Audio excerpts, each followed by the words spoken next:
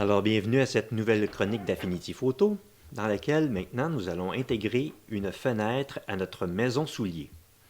Alors, pour ce faire, nous allons ouvrir le fichier qui se nomme Maison ancienne, donc 05 Maison ancienne, et on ouvre un nouveau document, et c'est la fenêtre qui est ici qu'on va intégrer, et je vais vous montrer une manière très rapide de faire cette opération. Lorsqu'on a des choses comme celle-ci, à copier d'une image et de l'amener à l'autre, on peut faire ça très rapidement en sélectionnant ici l'outil de sélection de rectangle, tout simplement, rectangulaire, et dessiner un rectangle autour de l'objet qu'on veut amener de l'autre côté. Et dans ce cas-ci, ce que je vais faire, je vais m'arranger pour dessiner un rectangle plus grand que la fenêtre. Voilà. Je fais ça de façon assez rapide et je peux même déplacer, une fois que mon rectangle est fait, si je mets ma souris dans le milieu du rectangle, je peux déplacer mon rectangle pour déplacer ma sélection. Je pourrais ajouter à la sélection en faisant ajouter et ajouter un rectangle, exemple, dedans le rectangle. Donc, je ferai ajouter à la sélection pour l'agrandir si je n'ai pas fait un rectangle assez grand. Ou on peut soustraire en supposant, mettons, que j'aurais comme cette portion-là qui est trop grande. Ou encore, même de ce côté-ci, si la portion je la trouve trop grande, on peut soustraire à notre sélection. Je pourrais faire la même affaire en haut, mais vous avez compris l'idée qu'on peut créer une nouvelle sélection, ajouter, soustraire ou faire une intersection de sélection qui est un peu plus complexe. Mais pour l'instant, je vais laisser à la sélection qu'on a fabriquée. Et pour ramener quelque chose rapidement d'une image à l'autre, donc de cette image à l'autre image sur laquelle on travaille, on fait tout simplement soit édition copier et édition coller dans l'autre document, mais comme je vous ai montré, la touche de raccourci, on fait commande C sur Mac et CTRL C sur PC, donc copier, c'est fait. Et dans l'autre document, je fais commande V ou CTRL C. Voilà, V, CTRL V, sur le document. Nous voilà maintenant avec une fenêtre qu'on peut appliquer sur le soulier. Bon, la fenêtre en tant que telle, je vais essayer de la mettre à une taille raisonnable. Et une bonne façon de vérifier, c'est de regarder l'ensemble du document. Est-ce que ça semble être d'une bonne taille? Peut-être un peu gros par rapport à la porte, donc je vais la rapetisser un peu, en supposant que la taille est bonne puis que l'emplacement est bon. Là, on voit ici que la fenêtre, elle n'est pas... premièrement, il y a un problème dans le contour. Hein? On a étalé assez rapidement pour faire le contour de la fenêtre.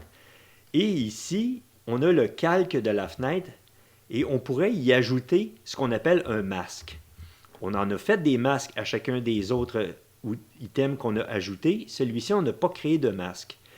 Alors, on peut en ajouter un très rapidement en utilisant ici le bouton qui est situé ici en bas, qui est le masque de calque. On a juste à cliquer dessus et ça ajoute ici même un masque. Il s'agit maintenant de cliquer dessus pour le sélectionner et comme dans tout outil de masque, c'est avec le pinceau et les couleurs ici noir et blanc qu'on peut soit faire disparaître une partie ou réapparaître une partie d'un objet quand on utilise un masque. Donc ici, je peux en faire disparaître. Et si je change la couleur pour du blanc, c'est l'inverse, on le fait réapparaître. OK? Ça, on s'en souvient. Maintenant, où je peux faire X aussi pour passer d'un à l'autre. Et on a vu aussi dans une récente chronique que si je clique ici et après ça, je fais majuscule ou shift-click de l'autre côté, Affinity remplit la portion entre les deux. Je vais donc faire le tour complet de la fenêtre rapidement en utilisant cette méthode. Ici, comme ceci. Alors, vous voyez que je n'ai pas besoin de travailler très longtemps. Je clique en haut ici, je fais Shift et clique en bas ici, et j'ai fini de faire le pourtour de ma fenêtre. Mais si on regarde comme il faut, la fenêtre a une espèce d'angle, elle n'est pas parfaitement droite, elle n'est pas parfaitement horizontale.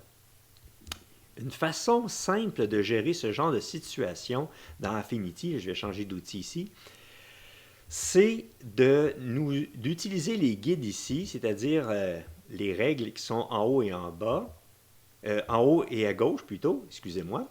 Et si elles n'apparaissent pas, vous pouvez aller dans le menu affichage et il y a moyen d'afficher les règles et c'est ici où on peut utiliser la touche de raccourci CTRL-R ou commande-R, dépendant sur quel système d'exploitation vous êtes.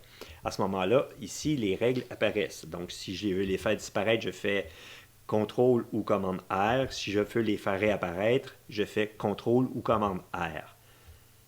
Pour les besoins ici, ce que je vais faire, c'est qu'avec mon outil ici, je vais cliquer dans la règle et je fais descendre une ligne ici au-dessus de ma fenêtre.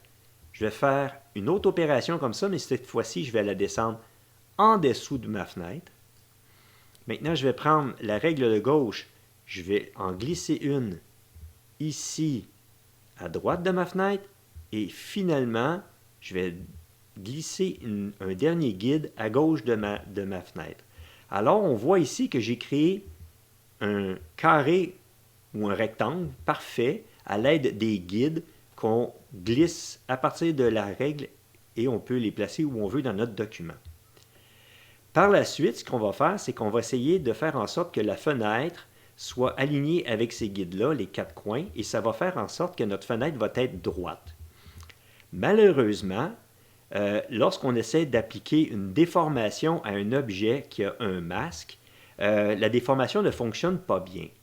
Alors, je dois sélectionner ici le calque sur lequel on veut travailler et il faut s'assurer évidemment que notre masque ici, on a fini de s'en servir et que c'est correct ce qu'on a. Et on va demander à Affinity de faire une image à partir de l'image et du masque. Voyons ce que ça donne. Je fais calque, je descends en bas et l'opération s'appelle tramer et ajuster. Alors, je clique dessus. Affinity, ce qu'il fait, c'est qu'il prend l'image résultante que ça donnait avec l'image et le masque et en fait une image unique, plus de masque. On appelle ça tout simplement une image en pixels. Maintenant, je vais en profiter immédiatement pour la renommer. Fenêtre. Voilà, donc ma fenêtre, elle est là. Mais maintenant qu'elle n'est plus une image masquée, c'est-à-dire que c'est juste une image en pixels, je peux appliquer une déformation. Et pour déformer, j'ai ici dans Affinity deux outils qui me permettent de faire ces opérations. Voilà, j'ai réussi à l'obtenir. J'ai un outil qui s'appelle outil grille déformante ou l'outil perspective. Pour simplifier l'opération, c'est l'outil perspective qu'on va utiliser parce que c'est très simple à utiliser. En fait, ce qu'on fait, c'est que lorsqu'on utilise cet outil-là, il y a quatre coins qui apparaissent, qui représentent les quatre coins de notre image. Et un par un, on peut prendre les coins et les glisser à l'endroit qu'on veut. Puis moi, j'ai décidé que je voulais suivre les guides que je me suis placés.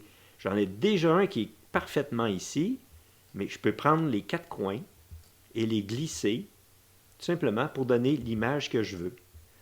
Et une fois qu'on a aligné finalement notre fenêtre avec les quatre coins de nos guides, ici, dans l'interface, je vais tout simplement appliquer la déformation et hop, maintenant, la fenêtre est déformée pour suivre le guide.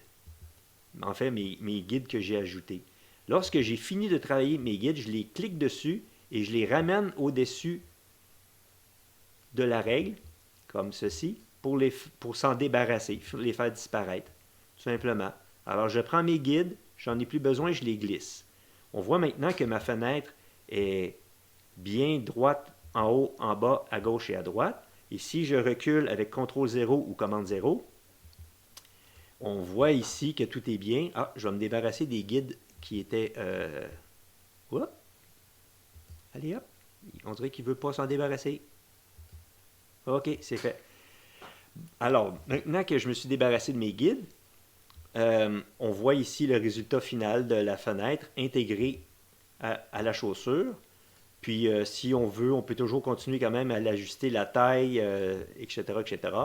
Mais on verra ça dans une autre chronique là, pour faire l'intégration finale. Mais voilà pour cette chronique. On a fait l'intégration rapide d'un objet en utilisant un masque manuel et on a utilisé l'outil Perspective. Alors, ça termine la chronique et à la prochaine.